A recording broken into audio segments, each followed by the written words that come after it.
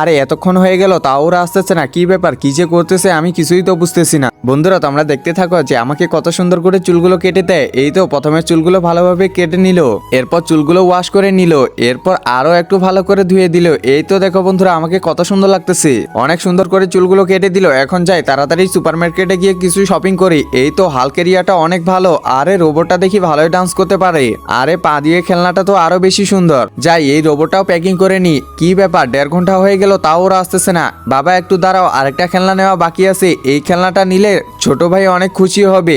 আচ্ছা ঠিক আছে এখন তাড়াতাড়ি চল।